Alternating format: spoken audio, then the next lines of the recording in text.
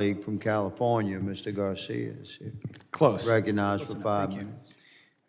Thank you, Mr. Chairman. I'm glad that we have an opportunity to speak with our witnesses today. Thank you for your service. That was an interesting conversation about the app, which I'll get to in a minute. But I want to just start off by talking about Title 42. And as a proud immigrant myself who believes in humane immigration, I think we all agree that a secure border is important and is vital. Our nation benefits when people have an opportunity to come here to build better lives, as you have, sir, and like I have as well, and other members of the Congress.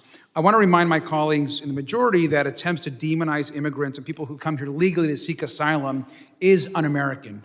Our country is a nation of immigrants, and we're constantly reinvigorated with immigrants, with their talents, and with their innovation. I know that some people here have been openly rooting for a post-Title 42 crisis as a way to score political points, but let's be very clear, that crisis did not happen, and this hearing is an attempt to manufacture one. Now, as has been stated, Border Patrol encounters are at the lowest point since 2020. That is a fact. Those are statistics that are widely accepted. They have been reviewed by our departments. They've been put out as information for us to assess, and I want to thank you all for your work with that. And it's also true that these numbers should be not celebrated, but welcomed as progress in our ability to control and secure the border. And I just really briefly want to just ask to get clarification from Mr. Blas Nunez-Neto. Would you agree, and do you support those numbers that we are at the lowest border encounters since 2020? I believe if we're talking about encounters between ports of entry, that yes, we are at the lowest level since, I believe, December of 2020. Thank you, sir. Now, I think a key reason for the conditions and why they've been approved also is the pathways for asylum seekers that we have focused on. So you've worked on, the entire department has been supportive of the CBP1 app, and that continues to improve, I think, outcomes for all, and for us here on the country, certainly for asylum seekers. I know we had a difficult rollout early on, but the department has also made really great progress, and I want to thank all the groups involved in getting the One App to where it is today. Now, I appreciate the gentle lady from Georgia's tutorial on the One App and how it works.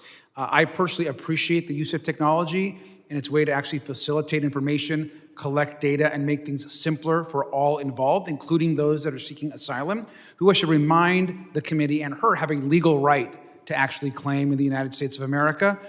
It's also important to note that the One App is actually allowing us to actually manage this crisis better here at home and at our ports of entry, and I want to thank you for that work.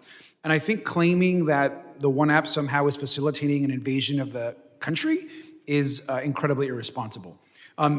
Asylum is a legal right in this country, and claiming asylum is so. And so until that changes, we need to continue to support this program and make it easier for folks and for us to manage anyone that's coming to the border or a port of entry, or now in many cases going to other parts of the hemisphere and seeking asylum there, which I think has been a very productive advancement that the Biden administration has done as well. I want to note that I support the administration's new efforts to create these regional processing centers in Central and South America, including in Guatemala and Colombia, where we know migrants are receiving interviews with immigration officials, with specialists, and if eligible, are able to be processed rapidly for pathways to the U.S. if of course, they meet our standards. I also want to note that I hope that we can strengthen our shelter and services program, which supports groups like Catholic Charities that support legal asylum in our country. I think it's been unfortunate that members of this committee have tried to actually defund this critical program that essentially partners with nonprofit agencies to use federal funds to secure an orderly border. And so I hope that that's something that we can continue. And finally, I want to remind the committee that we have a responsibility to provide legal status and protections to the people who build lives and pay taxes here, and I hope that's something that we can move forward on. Mr. Nunez-Neto, finally, what will the administration do to continue to expand legal pathways to protect the right of asylum while maintaining access to the border?